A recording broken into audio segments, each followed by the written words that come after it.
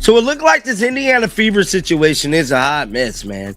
I'll be one of the first people to tell you, once I got off live stream last night, I received a treasure trove of DMs of people analyzing and lip reading exactly what Caitlin Clark talked about. Well, if you guys watched the stream last night, we was one of the first people to break that story down and pretty much say, hey, something's off here. Something's look a little wrong.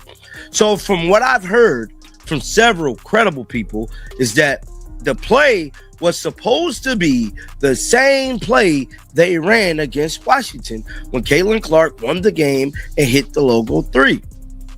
The latest Indiana Fever game has sparked another wave of debate after a tense sequence involving Caitlin Clark and Kelsey Mitchell drew intense reactions from fans. Clark's trademark court vision appeared to create a promising opportunity, but the possession quickly unraveled, leading to visible frustration and fueling widespread discussion across social media. Some supporters viewed the moment as evidence of a disconnect in on-court chemistry and decision-making, while others cautioned against reading too much into a single play. Regardless of interpretation, the sequence has intensified conversations about team cohesion, offensive execution, and whether the Fever are fully maximizing the playmaking abilities of one of the league's most dynamic young stars. Play was supposed to be the same play they ran against Washington when Caitlin Clark won the game and hit the logo 3.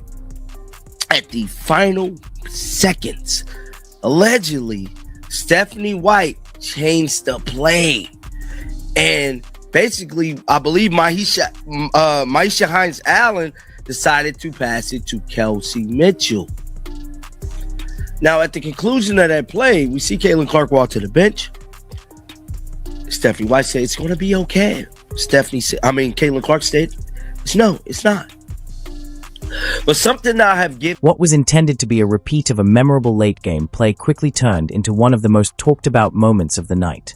The designed action broke down almost immediately, with the ball ending up in Kelsey Mitchell's hands instead of Caitlin Clark's, leaving fans questioning the execution and overall strategy. Cameras later captured a brief exchange between Stephanie White and Clark on the sideline that fueled even more speculation online, with viewers interpreting Clark's visible frustration as a sign of the team's growing pressure. While the exact meaning of the interaction remains open to interpretation, the sequence has intensified debate about communication, late-game decision-making, and whether the Fever are fully capitalizing on their biggest strengths. There's a lot of players that just don't understand the fundamentals of basketball. See, it's one thing to put the ball in a hole and find a way to get to the basket, but it's another way to analyze the game and let your brain be a data center for that game. And there's several players, like I stated, that don't have that data installed in their brains. And I just hate to say this, but I have to be completely honest with you guys. Kelsey Mitchell is that player, one of the players that just do not have the data to process the game in its entirety. Hence possibly why she don't ever pass the ball, because she might not even know herself. The latest debate surrounding the Indiana Fever extends beyond a single missed shot or broken play, with some fans arguing that it reflects broader questions about on-court chemistry and decision-making. Recent comments from Sophie Cunningham about the importance of basketball IQ have been revisited online, leading many to compare those remarks with sequences from recent games and draw their own conclusions. In particular, Kelsey Mitchell has become a frequent subject of discussion, with critics questioning whether the team's offensive reads and execution consistently match the elite playmaking vision around her. While those interpretations remain matters of opinion rather than established fact, the conversation has highlighted growing scrutiny over how effectively the Fever's talent fits together under pressure. The Clark and Stephanie White thing, it ain't working.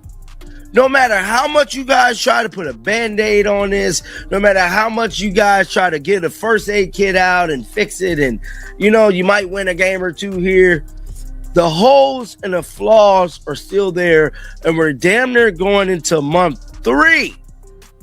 Because month 3 of the WNBA season is next month. And we ultimately know what happened last July.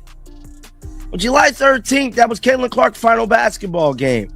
That is a month from tomorrow. It'll make a year.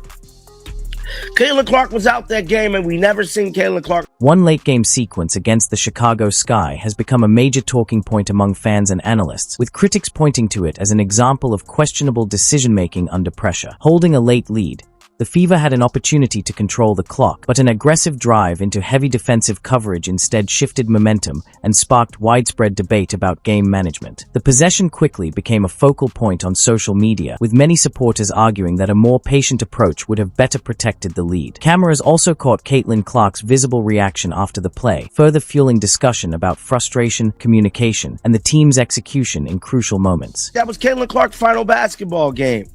That is a month from tomorrow. It'll make a year. Caitlin Clark was out that game, and we never seen Caitlin Clark no more the entire season. So when you talk about how great of a player Caitlin Clark is, all these greatest 10-point games plus, 20-point games plus assists, Caitlin Clark has broken all of these records with only a year and a half worth of basketball.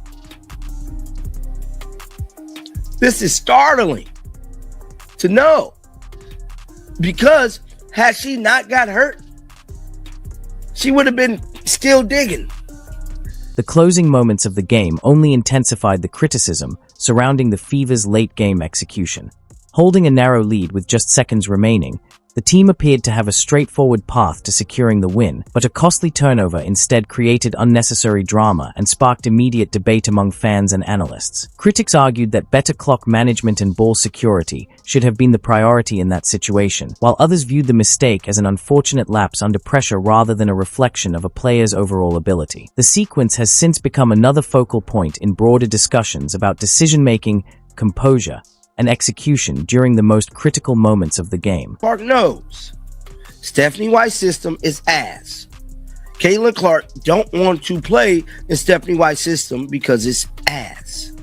I believe Caitlin Clark had voiced her frustration about Stephanie White's system because it is so much ass.